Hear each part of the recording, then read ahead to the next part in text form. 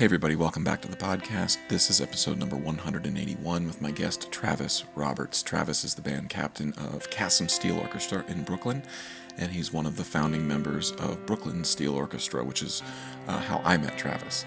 I really enjoyed talking with Travis. I don't get to talk with him much during Panorama season because, he's busting his butt moving racks and organizing the band and getting things ready for competition, but he's very passionate about education, and he lays out the sort of educational program for Kassam Steel Orchestra in this podcast. It's really fascinating, and I think it could serve as a great template for other organizations looking to set up some sort of program to lead towards a more professional band at the end of the program. So anyway, hope you enjoyed this conversation. This is Travis Roberts. Take care. Bye.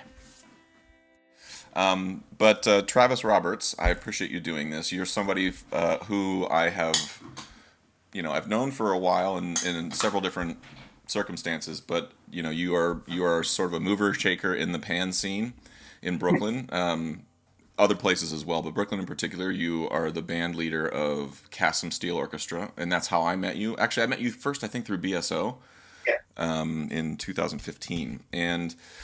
We can get into all that stuff, but I kind of want to back up a little bit to like baby Travis and have you sort of just give me the nickel and dime tour of Travis Roberts and sort of what got you into Pan and that sort of stuff. So if you wouldn't mind, start wherever you'd like, but we'll go from there, and wherever the conversation goes is where it goes.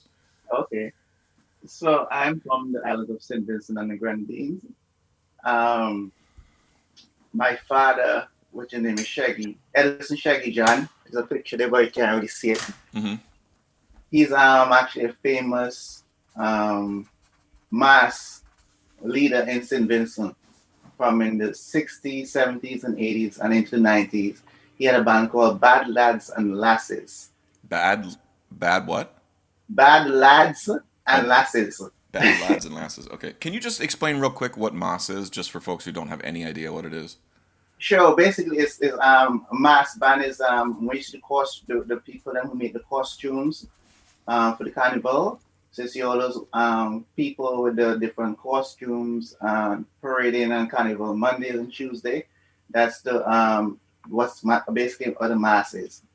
Or Mass, yes, like a masquerade.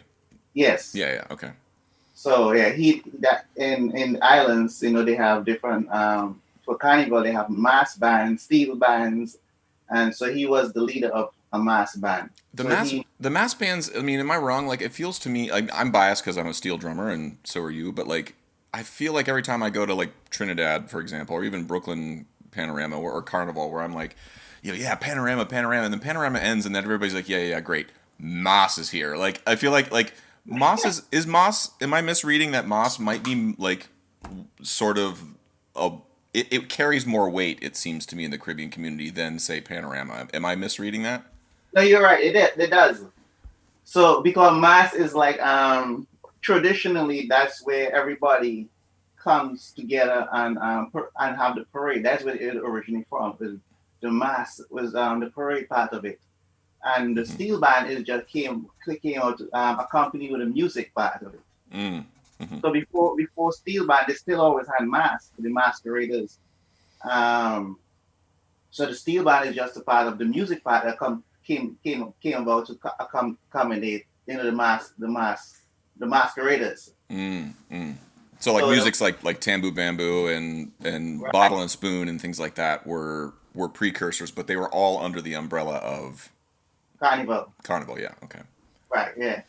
So basically, more people participate in mass than steel band Mm-hmm. because anybody could participate in mass once you pay for your costume and you go out on the road and just enjoy yourself and have a good time. Like, I'm a sailor this year, or I'm a peacock, or I'm Right. a scarlet ibis, or whatever the theme is for your particular camp. Like, and they all dress the same, or it's like Right. They have like different sections. They have different sections. what do you mean So different so sections? normally like a mass band will have a different team every year. So like if this they're playing colors, so you have a blue section, Mm-hmm. a red section, a green section, or whatever, Mm. and that's how it basically put in a nutshell what it is. So you have a team, and then you have sections within that team like say colors you play. So you play red, blue, green, whatever the case would be. Oh, sorry, the cat That's just set up my that's all right. my camera. Yeah. So that's how the mask is. So my father was a mask designer for years in St. Vincent. As I said, his band was called Bad Lads and Lasses. Mm-hmm. So the lads is the male, and the lasses is the female. Mm-hmm. So kind of bad lads and lasses. I don't know how. So it was a famous mass band back in St. Vincent. So when I grew up, I came up in the mass arena. I even started designing my own costume, which I played at Junior King, and I won a few times playing Junior King. I played the King of the Band also. But how I got into Pan was they introduced Pan into school I was going to. Mm-hmm. They introduced Pan, and I said, let me try this. And I started playing Pan, and that was the end of it. I got hooked. Well, as you're describing your father, like your father's artistic leanings and just being a designer, like somebody who has an artistic, in the steel band world, at least in my experience, the steel band world, everybody has a role, Right, somebody may put it, I think I've seen like Arisha John put as much passion into the way the racks look that right, Kendall puts into the way the arrangement sounds. Like, right, and so everybody has that role. It's actually making way more sense to me that you like design T-shirts and you make your own sticks and you do all these things because your dad, like that's what your dad did. I mean, right. my dad sold soda pop for a living. I don't sell soda pop, but like there, you are. You make a lot more sense to me now that you're describing. Right. So I have that artistic, Yeah. I guess, thing towards me now. Right, right. Well, and the as your like, how did your dad? I'm sorry, I'm like this isn't a podcast about your dad, but I'm very curious about this Moss thing. Like, how does your dad or how did your dad's camp, Lads and Lasses, how did they decide on a theme every year? Well, it actually was him. He come up with the idea, and he did a lot of like what do you call it, like Greek stuff, um Indian stuff. Like they have Indian mass, Hmm. or they have They what do you call it? Greek stuff. Yeah, Greek history. Got it. Okay, because like a lot of the mask, like the sailors and Right, like the coating yourself in oil, like a lot of the stuff comes from like local history. Like you're right, commenting on something because you're dressing like a sailor because the U.S. government, the U.S. military was in Trinidad, for example. There was a right. lot of like naval bases in the Caribbean, so like you're reacting to what's in your society, and so Correct. your dad was making similar choices, I assume. Right. Yes, basically. And then he will just create different sections or different part of that particular history, and come up with the ideas of the different sections. And he do the drawing, everything. Mm. So he did everything. Were there? I mean, in the United States, there's the sort of. I mean, this is a bad analogy, but would he take anything and sort of take the historical context and sort of flip it on its head to sort of make fun of something that's going on? Like like sometimes there's Civil War reenactments in the United States, and the Right. South will win. Like they'll make it up. They'll be like, "We won," and you're just like, "Come on now." But like, I know, and that's a terrible analogy, but like in Trinidad, I know like innuendo is a big thing, or in calypso music in general. Like, do Moss camps choose something to sort of reinterpret history or reinterpret the way society is dealing with things? They do. Wait, hold on 1 second. Just to Yeah. answer. One Was your dad fascinated by any particular part of St. Vincent history where when he was choosing themes for the mass, like was he choosing particular themes every year because he was really interested in something particular? Well, not really more significance in history, but more like he did a lot of what do you call it, the Aztecs, Mm, South America Indians, mm, Aztecs, the Mayas and stuff like that. He used a lot of their culture and their history and create different teams. Some of them, what Legend of the Cuckoo-Maka was one of them. I'm not too sure. mm, That's like so. I remember what they call Legend of the Cuckoo-Maka. mm. I had to do something with ancient well, the South American Indians and stuff like that. Yeah. So that he got a lot of he like a lot of those kind of masks, a lot of those kind Okay. of cultural things. Okay. Well, and so let's you get into like you get your first experience, your first taste of steel pan, Right. and you say that you're hooked. So like what? How old were you at this time? I was about 10. Wow. Yeah, I was about 10, Okay. around 10. So yeah, as I said, they introduced a band in San Francisco called Potential Steel Orchestra. Mm-hmm. They introduced a band program in my school that I was going to at that time. I went. They asked for volunteer, and I was one of the volunteers Hmm. who volunteered to the band program. And I went and I started playing, and I actually liked it a lot. So what happened was they invite some of the players them who as part of the band program to come and play for their big side for Panorama. Mm-hmm. So I decided I wanted to do it also, and they was like they this base in a part of San Francisco called Caliocqua, which is like maybe a half an hour drive from my house, which I Mm-hmm. was living in Kingston, that's the capital. Mm-hmm. So it's a half an hour van drive then, and it was funny. So I was about 10, 11 at that time. Imagine that I used to travel from my town to Calico, which is half an hour on the van, and I'm 10. So just imagine that. Wait, And this with who? By not by yourself. by myself. Wait, who was driving the van? uh, Who was driving the van? it was a commercial van. So Just I like had to a pay like a maxi taxi sort of like thing? a maxi taxi. Yeah, Oh my God, Travis! I know. So And I you mean, survived. You made it out safe. okay. You turned out to be an okay guy. Yeah. So I used to do this all for when I had the panorama rehearsal. I used to do like every day, like how we do here. Mm-hmm. My grandmother, it was funny. She like, you couldn't find a pan side close to the house. I was like, well, that's the one that I Well, started with. the word, I mean, potential is like what? Where does that name come from? Because it's been, isn't there's other orchestras named Potential Symphony, like Yeah, there. there's a potential steel orchestra in Trinidad also. Is it from And I know a lot of the names like come from movies and different sort of things. Like where does that come from?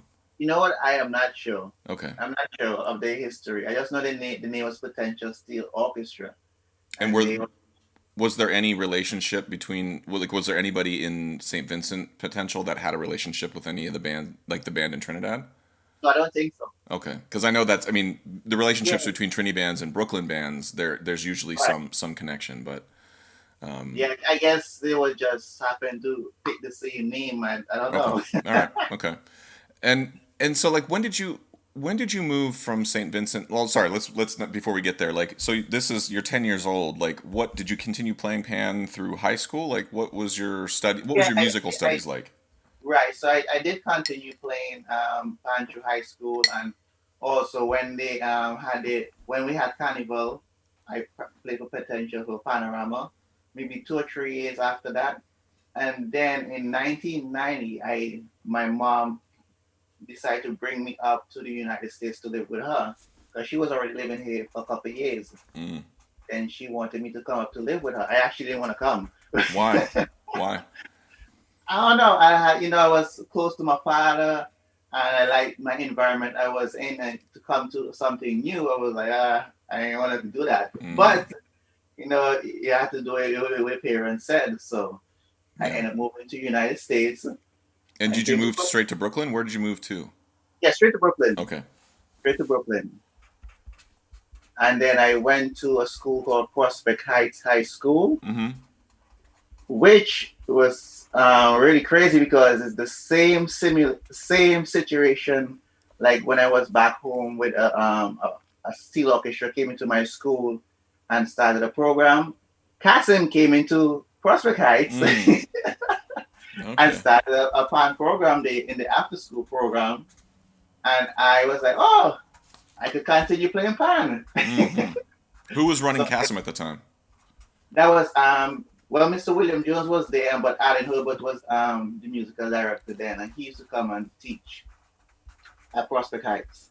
So that's when I first met Kasim and joined Kasim in 1991. What were the after school programs like when you would so school would be finished, right? Your last period Right. would end or whatever. Then what would you was it during school or was it after school that you would go After and school, it started around either 3 or 3:30. and what was the So pedagogy like? Like what were you doing? Like what kind of stuff were you studying when you were going to these classes? the pan class or the Pan class. Sorry, yeah, yeah. The after uh, school program, the CASM. Like how was the teaching structured? I'm just really curious. oh well, I mean, it was like what we do right now. Actually, it's like a band basically. So it was like you come in and they teach you how to play the tenor pan, the double seconds, the guitar, and it was like you practicing like you're in a band basically. And would you play one instrument or would you switch around? One instrument at that point. It was only playing one instrument. So if you're playing tenor, you're playing tenor. If you're playing double seconds, you're playing double seconds. And And I was a tenor player, so I ended up playing the tenor. and were you was there like sheet music reading or was it all rote or was it both? Like how was that taught? No, it wasn't sheet music reading and then, Okay. but at that point it wasn't sheet music. It was just like the traditional, Hmm. they teach you the scales, Right. um, how to hold the sticks, and how to play different songs on the instrument. So it was the traditional way of how a steel band originally had it. And is it still like does CASM still do after school programs now? Yes, we do. And how and is it do you still We do do, it all by we do it rote? the same way. Yes, we do the same way. Okay, and I mean, Oh, I'm not asking because I have an agenda. I'm just really curious. right, right. Yeah, Teaching at NYU, the the traditional Western classical, like when I was in fifth grade, I was given no, I wasn't given a drum. I chose to play drums. I purchased my drum. I sit down with my snare drum, and then before anybody shows me anything, there's a a piece of paper that gets put in front of me, right, and before I've made a sound, they're like, okay, this is four bars, 4 beats per bar. This is four, right, and right. like we go through all the reading off of a piece of paper was prioritized over Actual feel playing. or anything. Yeah. Right, There's no value judgment. I'm just calling balls and strikes. That's like my experience. It's interesting to me that there's also large swaths of the population in the United States that for whom that is flipped. Where right, like right. not that music reading isn't important at all, but it's like when you're starting, you start off with feel. How does it feel? How do you hear it? Like all of those things. And I'm curious if like do you all talk about like what is the arguments within the pan community or at least within your community about sheet music reading versus rote teaching all of that stuff? So I mean, we do sheet music reading. So we when we start, we teach them how to play, like how to hold the sticks, the Mm-hmm. different instruments and stuff like that. But within that, we try to also incorporate like music theory also. Mm. So you learn the basic like what's a staff, what's a treble clef, the same thing with four beats and all that. So we give them that also within also teaching them how to play the instrument Mm-hmm. itself. So, but we don't really focus on that, but we give them that base. Got So it. at least they have some kind of music theory knowledge. Right.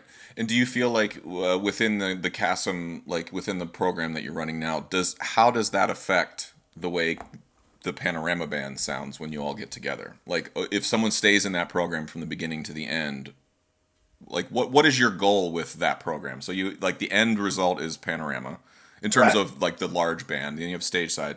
What is the like what's your mission statement with the after school program? Why are you aside actually you tell me what does it do? What's the point? So I mean, the after school program it helps build introduce a lot of the young people to the instrument. Hmm. It also helps build their character. It also helps know what the culture about, what the instrument's about, Mm. and then you get players from that because there is some will stay and some will not stay Hmm. because some will gravitate to it and say okay they want to be continue being a pan player, and then some people just do it for because it's just there. Yeah.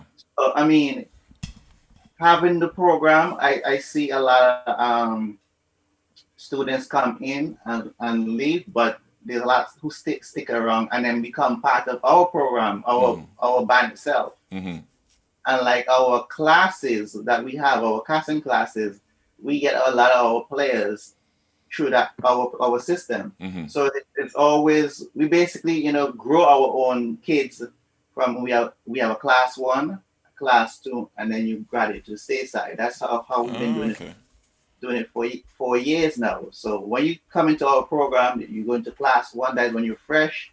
You don't know anything about pan. We teach everything about the pan. So you're there for a year, and we have a Christmas concert and a spring concert. So you get to learn how to actually perform also.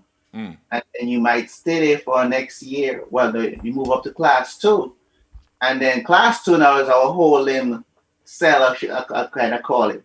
Because some people have been class two for maybe 2-3 years before they even move up to stateside. Because I always say stateside is a different animal. Once you hit stateside, there's no more spoon feeding. You're on your own. Yeah. So you gotta hold your own there. So this is why we use that class to groom you. Every time a lot of our players reach to that performing thing, they've been playing for maybe 2, 3, 4 years, Right. and they're actually pretty good. So that's our system we've been using, which been working for us. So that's why when you see a lot of our panorama players or stateside players play, they look like they've been doing it for a long time, and it's been working for us. And that's how we actually get players and don't have to worry about getting a player from this band or that band or whatever. We just make our own players. It's like your own farm team. Basically, yes. Yeah. I always tell them is we are like a revolving door. So once the players come in, they're there for a couple of years or whatever. They get too big, they get old, they move on to college, they get family, and they go on somewhere else. And next set coming.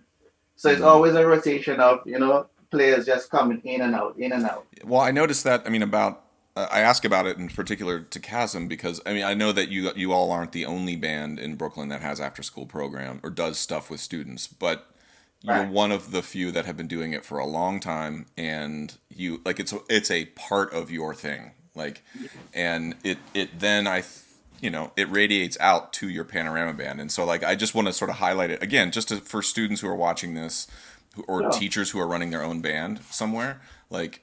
You're not going to do this overnight. Cassim did that. Travis has been doing this for 30 years, for God's sakes.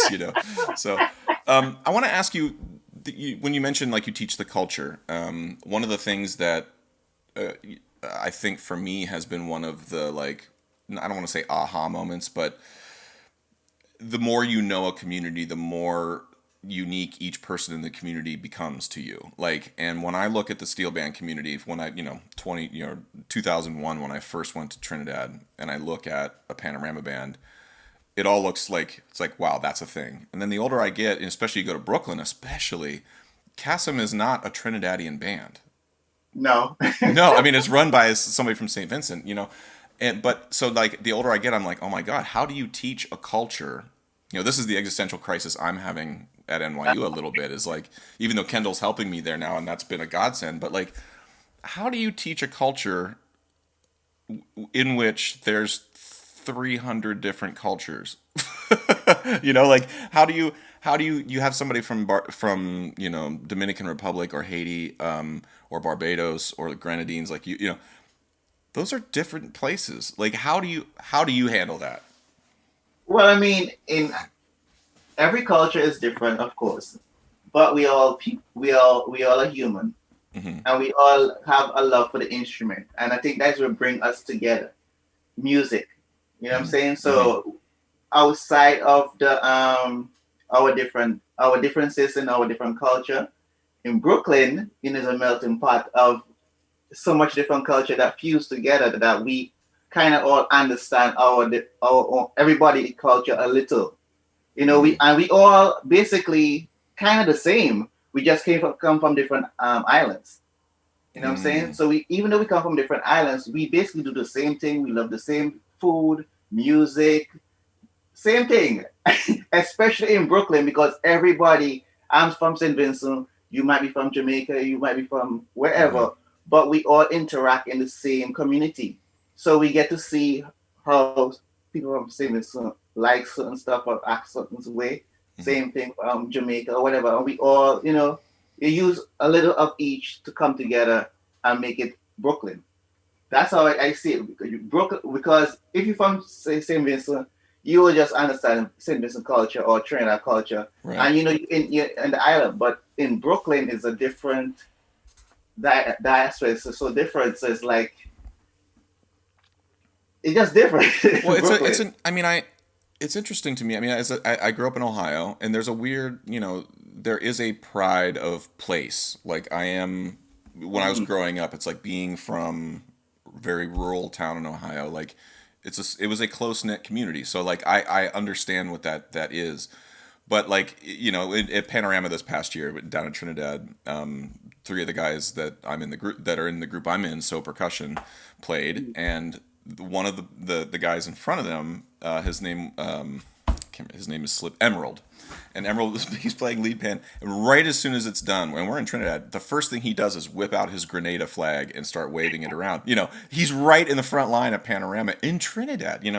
And so yes, there is the shared culture. There is the sort of everybody's overlapped enough where you can sort of everybody can get along on a common ground. But there Right, is there's a very unique expression of pride. right. You still have the pride of where you come from. But in particular in the Caribbean community, that's the thing that over the last 15 years of me having experiences is like, man, this isn't like there's like 15,000 different versions of pride all happening at the same time, and everybody's free to express it in their own way. Like Right, right, I don't know. I'm asking this as a white guy from a cornfield in Ohio. Like I don't know if there's a way to explain that to me, but like it's just an observation I've had, and I'm jealous of it because I don't walk around swinging, waving an Ohio flag. I mean, I wear Cleveland hats all the time, but like that's about as There you pride. go. There you go. That's a part of pride That's right there. I guess you're right. Okay, all right, fair enough. That's my Barbados flag is Yeah, or a whatever. Cleveland hat. But it is something in in the community. Like, is that something that's sort of consciously talked about, or is it just something that's built into the day to day life from when you're a kid?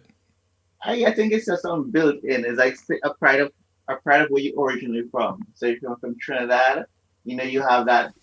You want to be like say, no, I'm a Trinidadian. Oh, I'm living in the United States. So they care. Hmm.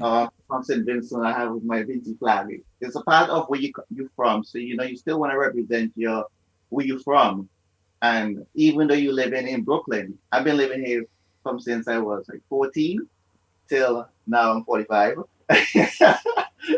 So a long time. Hmm.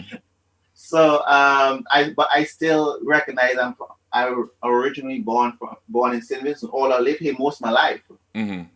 I only lived in St. Vincent for 14 years of my life, but I originally where I'm from, if I'm Yeah. St. Vincent, and I still have that pride and where I'm from, and I want to let people know I'm from St. Vincent. You know, so it's a part of pride too. And same way, I'm from Brooklyn. Hmm. I love Brooklyn. Well, I live in Manchester, Connecticut right now, but I don't have a desire to put on like a Manchester T-shirt or anything. I'm not from here. I've only been here for a year, but well, like, is there anything in particular to Saint? Like when we talk about like you're proud of where you came from. Is there anything in particular that Saint Vincent?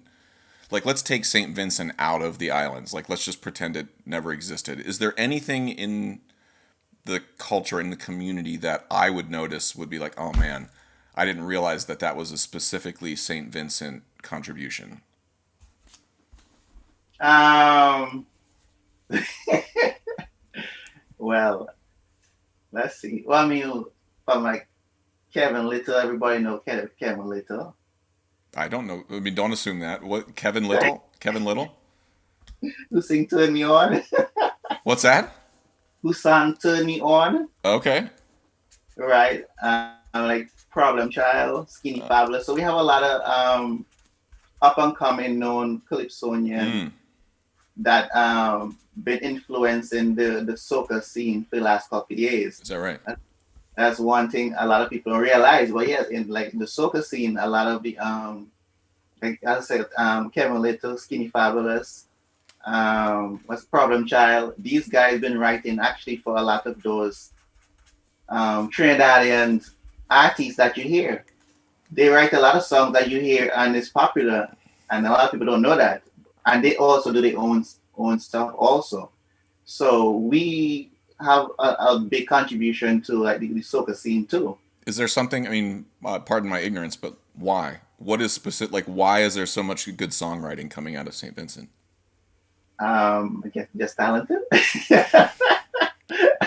Well, I mean, again, like I'm asking out of ignorance here. I mean, you can look at different parts of, you can look at George Gershwin, for example, like, working on Tin Pan Alley. Like, he had a job. His job was to like literally go every day, shut himself in a room, and be like, let's write another song, and it's like, yeah, so it became a job. And now you have like Broadway. Broadway was just Tin Pan Alley was just pumping out songs. Okay. And I'm curious, like, I'm not saying you need to have an answer for me, but it's interesting to me why do certain islands have a big weed that like grows up through the cement and it doesn't happen elsewhere? Like, that's what I'm curious about.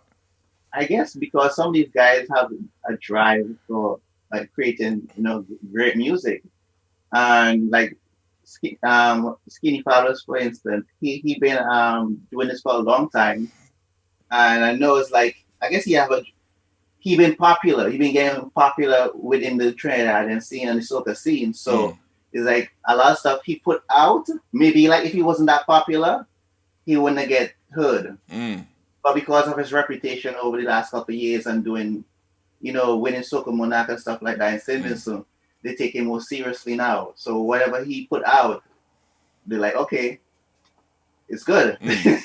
Yeah, I Or mean, he might be putting out good stuff before, but when you're not popular, even though you put out stuff, sometimes people don't really take you seriously.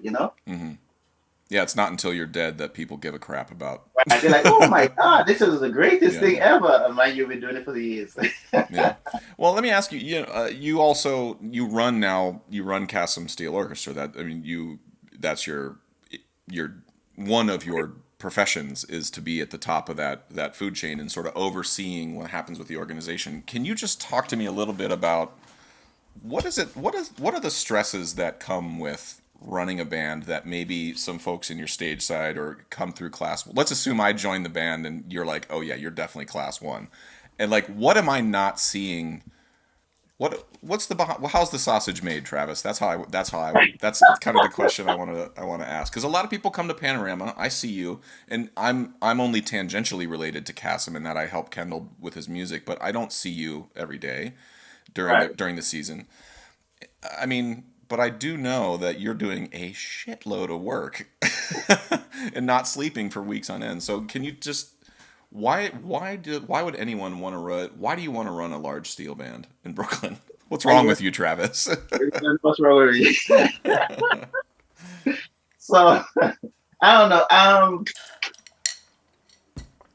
Again, I think it's just a passion I have of and I think it come from my father. You see, Mm, he was a mass the leader of a mass band, and for some reason, every position or every organization I get involved with, somehow they just be wanna push me to be the leader. Half the time I don't want to be leader, I just want to play. well, you need to be more honest with them then, and stop saying yes. I guess I don't know. So I just want to play. But Practice with me, it Travis. always Say the word happens. no. Say it with me. No. Oh. Yeah, but yes, running a ballet casting actually is a lot of work. Because from just getting the racks, the pan, the tuner, the player, the arranger, uniform, welding, trucks, Well, play, practice space.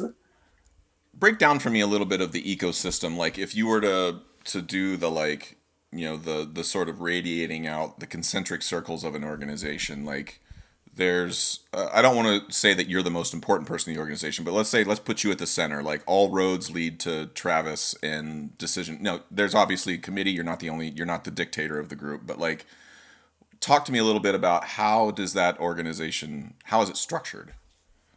So like, you're the band captain, is that correct? Well, I'm the manager of the band. Manager, okay. Yeah. So then there's a manager, there's a captain, and then there's section leaders, of course. Um, so everything basically runs through me. Mm-hmm.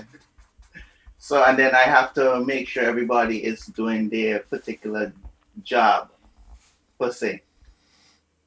Um, Well, so like, sorry, just I'll drill down here a little bit. You have manager, then there's captain, section leaders. Those are sort of like in terms of managing personnel. That's the sort of the first three in the pecking order. But like, yeah. what there's costumes, there's decorations, there's tuning.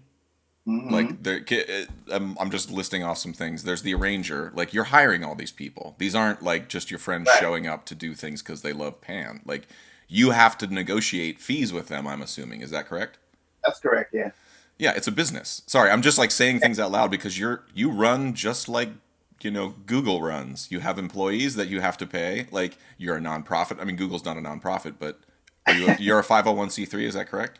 That's correct. Yeah. Yeah. So, like, I just want to sort of I want this to be said because I think a lot of people look at a panorama band and they think it's like a pickup group. No, it's a lot of work. Yeah, Yeah, and you're right. There's a lot of people I had to deal with. The welders, the rangers, the tuners. why do you need a welder? Because every year the racks them need some kind of tacking or to break over the winter because we have to store them outside. Hmm. So the weather or pushing them up to the museum, they get break, lose a wheel here and there. So you need a welder every year to basically just tack back up the wheels. Which I'm the welder. 2020 is tough budget times this year, Travis. Okay, well, who pays? How does the band raise funds? Who pays for all this? So we raise funds by either having we have some dedicated parents in our organization, Hmm. and they have a kitchen crew, we call them. Yeah. So we normally have them. They sell food, drinks, and stuff like that Hmm. while we practice. So that's one major way we actually raise funds to offset a lot of the costs that we have. And do you apply for government grants and things like that as well? We do apply for government grant, but we use that grant mostly to run our PAN program through the year. Got it. Okay. But And we have workers so that we pay to teach it. So that's what we use the grants in for. okay. And are there grants for Panorama specific? Like, are you able to get grants, or is it just trickier because it's not like an educational thing? It actually is an educational thing, but we don't get grants for that. Oh, Okay. we don't know how to apply ourselves to get it right yet, at least. Okay. Well, honest as a side note, Travis, Hmm. I can help you with that. I have a tiny amount of experience, and the group I'm in does apply for a lot of grants for various programs and touring and things like that. So if you ever want to just have other eyes on your grants or just advice on that stuff, one of the guys in so Eric, he writes all of our grants. He's amazing at it, and like anyway, let's do that. You should be doing that, and we can, I can certainly do, be an ear for you if you need it. So, but like, what? So, is there a cash prize when, let's say, Cassim goes to Panorama Yeah, so in Brooklyn? normally, so as Wideca, the Western and Caribbean American, because they run a competition called Panorama, Hmm. which happens Saturday, Labor Day, and the cash prize is $20,000 for first place. I think it's 16,000 for second, and then 10 for third, and then everybody else get appearance fee, which is $4,500. Got it. And if you win, do you get the 4,500? Like, it's so you win the 20 So if you k win, you get $20,000. flat. You don't get the 24.5. The 4,500? Yeah. No, you don't. You're supposed to. Aha. Okay. That's another podcast. We can talk about Wideca and another Yeah, you're another. supposed to. We used to get, and then they change, and then somehow that extra 45 disappear. Well, so what is the total like at the end of Panorama when like let's say Labor Day's over, September hits, and you finally have like a day and a half to breathe before school starts up? Like, what is the bill? What's the total cost to Cassim Steel Orchestra for Panorama starting in July or whenever it is that you start up or June? It's probably like $20,000 or more. That It's includes rent very rent for your the parking lot where you rehearse, like all that stuff. right. Yeah, truck rental, uniform, um, arrangers, tuners. new pans.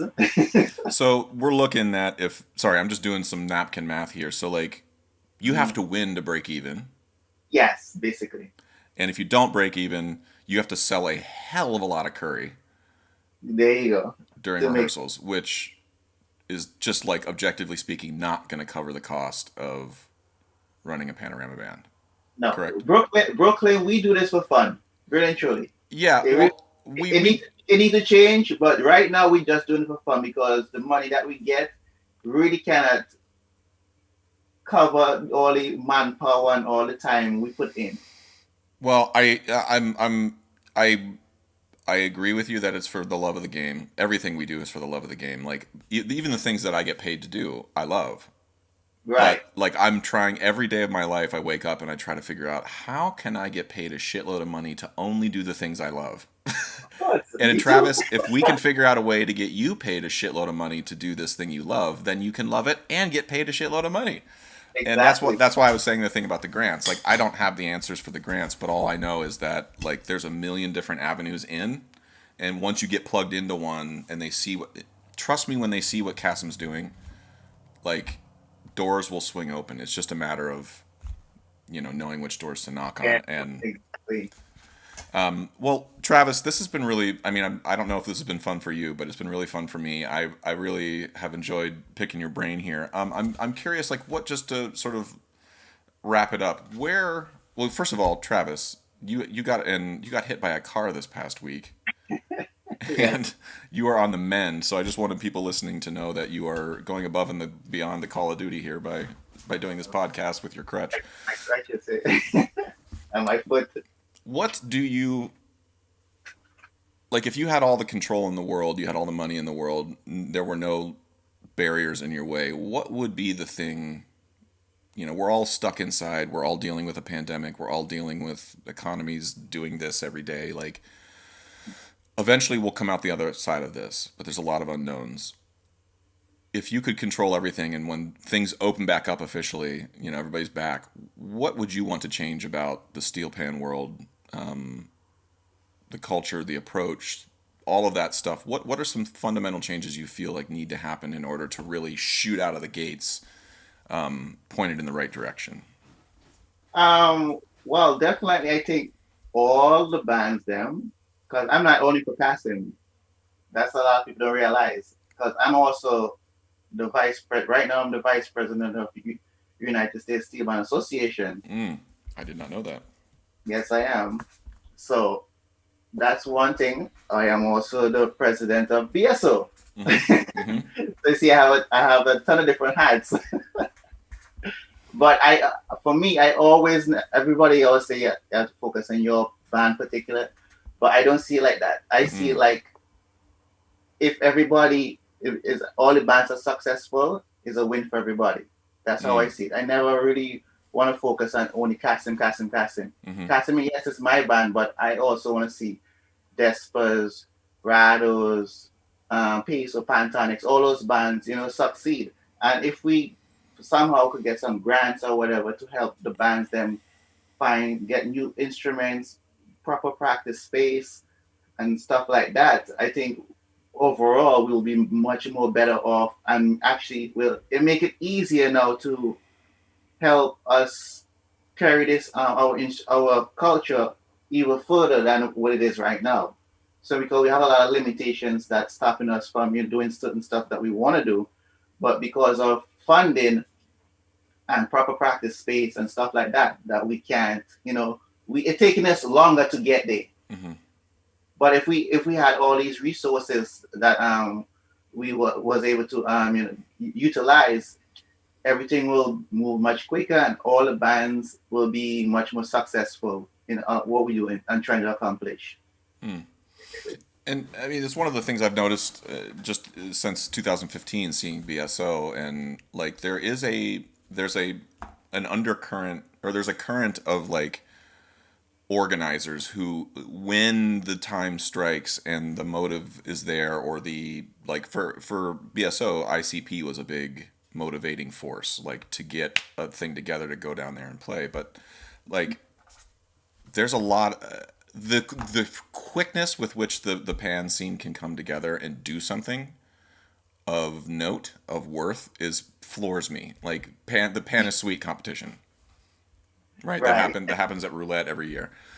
The first year I was asked to be a judge, and I was like, okay, like I'm happy to, and I know all these bands, and I had zero idea what to expect. I'm somebody who spends a lot of time in concert halls at venues, putting on shows, like presenting things. And roulette is a new music. It's a classical music venue, and so I Mhm. expected to walk in and see like 15 people and a dog in that venue to watch that, because that's who comes to see my shows.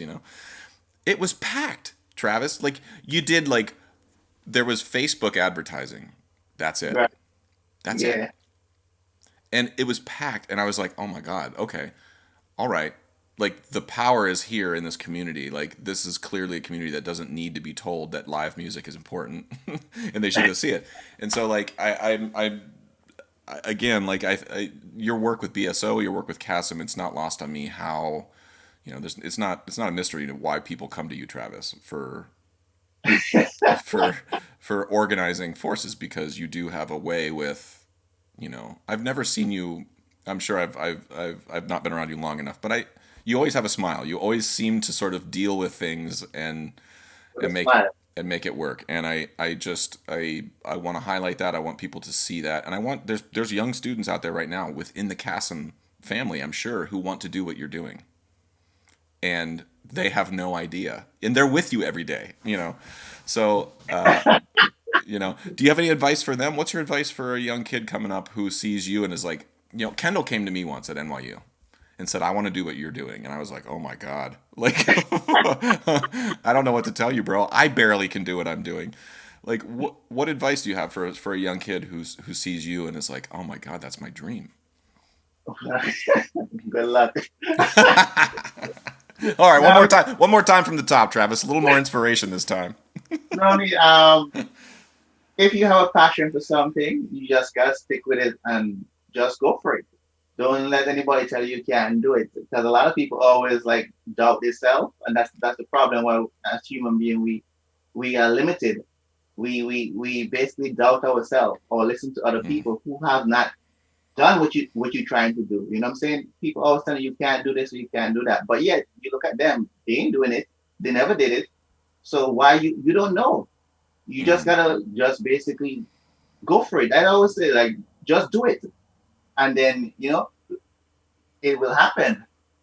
You have to be you're your own person who writing your own story. So you mm, just gotta go for it, do it, and see how successful it is. Like I'm personally, I have not been really working for the last 3 years since I got laid off from my job 3 years ago.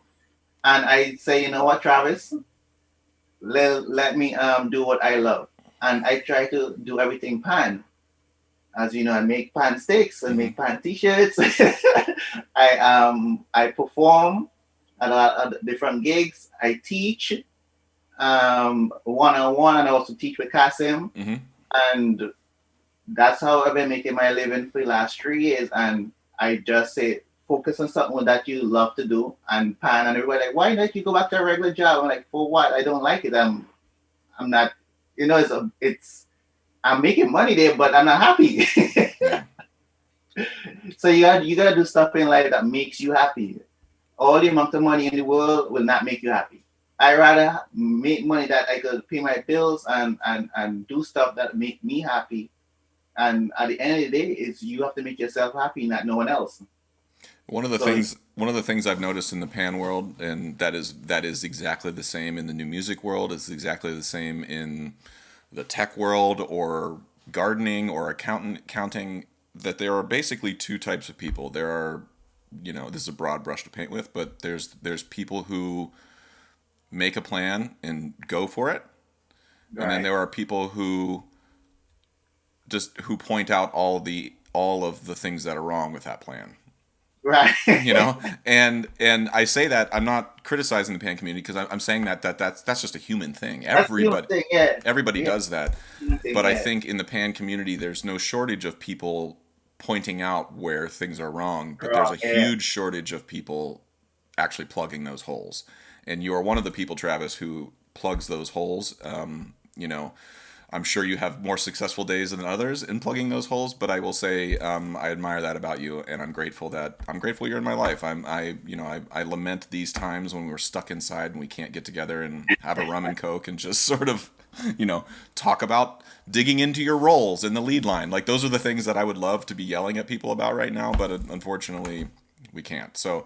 But until we can do that, Travis, I hope you stay safe and stay healthy. I hope your foot gets better sooner than later, so you can be up and at 'em again. But do you have any final words before we wrap up? Or where folks can find you? Sure. You can find me on Instagram at Travis Roberts on the pan, Mm-hmm. or DaVinci. That's my thing. You can find me DaVinci on Instagram also. Mm-hmm. You could also Travis DaVinci Roberts on Facebook. Mm-hmm. Yeah, that's about it. Where am I? Oh, you could find me. I have YouTube videos on Travis Roberts, and I make videos all the time, and just to play around. Mm-hmm. Mm-hmm. But yeah, I mean, one last thing I would like to say is like this is what I do. I love playing pan since I got hooked since I was 10. And this is what I'm intending to do for the rest of my life is play this instrument, manage, make stakes, do all things just to improve the betterment of this community, this our culture. It's like when you play in pan, it's like you forget you could have a million things going on with you, and once you start playing, whoop, all going out the window. All the worries. I think if I want to die, I want to breathe my last breath just sitting in front of a panorama band. Like with my arm, playing pan too. Like any, just being in a pan yard. Like I don't even need to be playing necessarily. There's just something about, being in an enclosed space, sort of like you're trapped. It's like being on an airplane a little bit. Like you're sort of like, well, these are my people now. And there's something about being in Kassem's yard, being in Skiffle's yard, where I've never felt safer. Like, I've never felt safer physically. I've never felt safer emotionally, musically. Like, it's not that it's not dangerous. It's not like there's not physically dangerous. And it's not that there's not any musical danger anywhere. Like, it's just that, I don't know how to explain it, Travis. It's just a weird feeling. And I think I know how you feel. Trust me. I know how you feel. When I breathe my last breath, I want them to wheel my little bed and just push me in front of the lead line, put my iPad on my chest, and I will just happily go into the ether. Well, on that incredibly dark note, Travis, I apologize for that. But it's true. It's dark, but true. Travis, I'll let you go. This has been really, really fun. Please recover quickly so we can get you back out on the streets, and I hope to cross paths with you again soon. Of course. Thank you. Alrighty, Travis. Thanks, buddy. Take it easy. No problem. Thanks for having me. You're welcome. See ya. All right. Okay, I hope you enjoyed that conversation. This podcast is brought to you by Liquid Drum, liquiddrum.com down in Waco, Texas.